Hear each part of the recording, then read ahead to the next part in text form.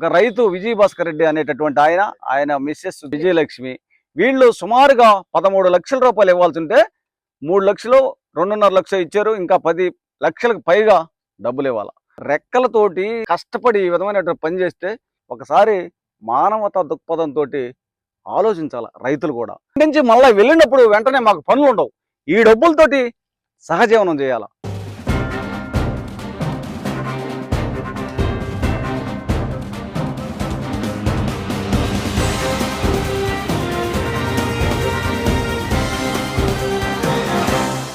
అందరికీ నా ఉద్యమాభినందనలు. ఇక్కడ ప్రకాశం జిల్లా ఎస్ఎన్పాడు నియోజకవర్గం, అది రిజర్వ్డ్ నియోజకవర్గం, మద్దిపాడు మండలం, నేలటూరు అనే గ్రామంలో పొగాకు పచ్చాకు బ్యార్నీలకి వాస్తవంగా మీ అందరికి తెలిసే ఉంటుంది. పచ్చాకు మాలామాదిగలు మాత్రమే చేస్తారు, ఇది అటాను చాకరీగా ఉంటుంది. ఇక్కడ వాస్తవంగా పిల్లలను తల్లిదండ్రులను వదిలేసి సొంత గ్రామంలో మా వాళ్ళందరూ దళితులు 21 మంది ముఠాగా ఉంటారు. వాస్తవంగా ఈ ముఠాకి ఎంతమంది ఉండాలనేది కూడా మాకే తెలుసు, మాలామాదిగలకి ఎవరికి తెలియదు. ఇది ఈ ముఠాకి 21 మంది ఉంటారు.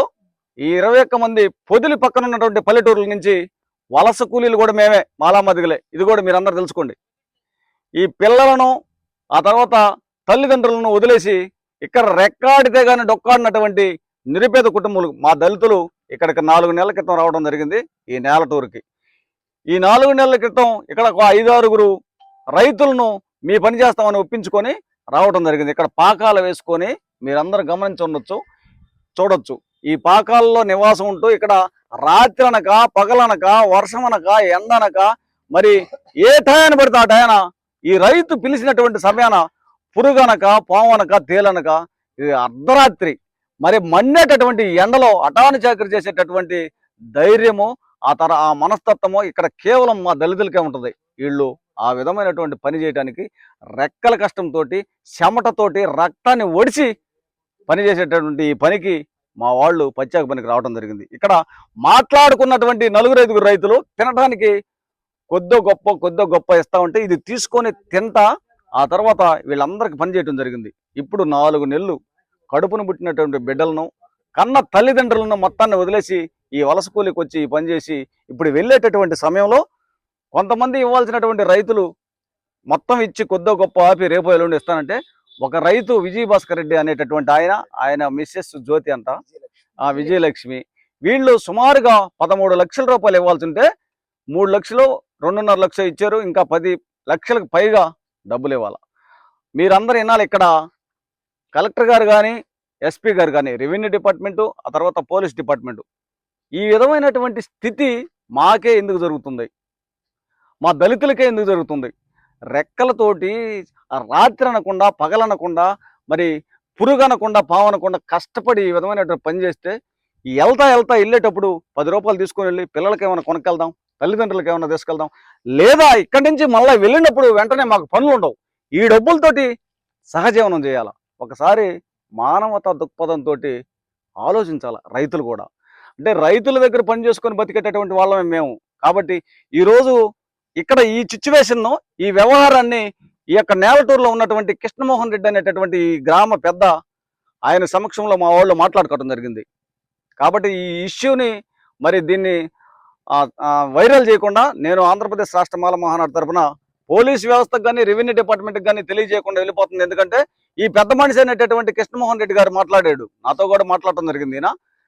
మరి వీళ్ళకు ఫస్ట్ విడతలోనే రావాల్సినటువంటి డబ్బులు పూర్తిగా ఇప్పిస్తానని హామీ ఇవ్వడం జరిగింది, భరోసా ఇవ్వడం జరిగింది. ఈయన మాట ప్రకారం వెళ్తాం జరుగుతుంది. ఇక్కడ లేదా ఎస్పీ గారిని కలిసి లేదా కలెక్టర్ గారిని కలిసి కలెక్టరేట్ ముందు భారీ ఎత్తున మేము రెక్కాడితే కానీ డొక్కాడినటువంటి వలస కూలీలము, అటాను చాకరీ చేసుకునేటటువంటి వాళ్ళము, గొడ్డు చాకరీ చేసుకొని బతికేటటువంటి వాళ్ళము, వెనక ముందు ఏమీ ఆస్తులు అంతస్తులు ఉండేది కాదు మాకు. ఈ చాకరీ చేసినటువంటి వాళ్ళకు కూడా డబ్బులు ఎగతా ఉంటుంది. మరి ఈ డబ్బులు ఇవ్వకుండా ఎగ్గొట్టడం అనేది ఇది సబబా అని అడుగుతున్నాను నేను. ఈ వ్యవహారాన్ని ఇప్పుడు వెళ్ళేటప్పుడు మా వాళ్ళు ఆర్తనాదాలతో అయ్యా వెళ్ళటానికి ఛార్జీలు లేవు, దారి ఖర్చులకు లేవు అని అడుగుతుంటే కొట్టడానికి దౌర్జన్యం చేయడానికి మమ్మల్ని ఈ విధంగా ఆ డబ్బులు ఇవ్వాల్సినటువంటి విజయభాస్కర్ రెడ్డి వాళ్ళ కుటుంబ సభ్యులు ఈ విధంగా పైకి రావడం కూడా దురుసుగా.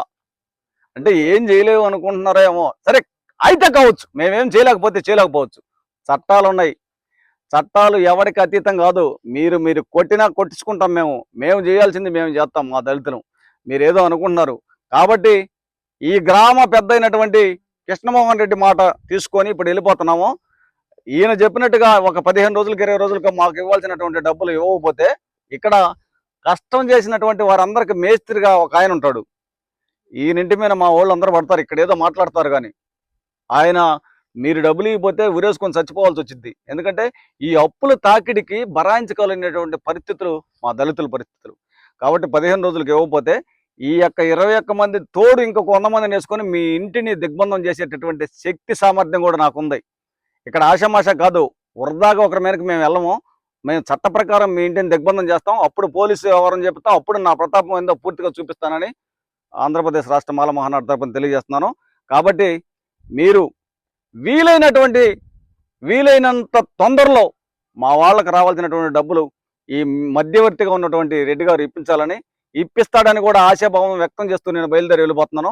ఇది ఇంతటితోటే ప్రతి ఒక్క చోట ఈ పచ్చాకు కూలీల మీద జరిగేటటువంటి ఈ విఘాతమైనటువంటి చర్యలు ప్రజలందరూ గమనించాలా. కాబట్టి ఈ రెక్కాడితే కానీ డొక్కాడనటువంటి మా పేద ప్రజల ఆర్తనాదాలు, ఆవేదనలు కేవలం పట్టకొట్టు కోసమే మేము పనికొస్తుంటే మా డబ్బులు ఎగ్గొట్టి మీరు ఆస్తులు, అంతస్తులు, బిల్డింగులు కొంటారంటాయా?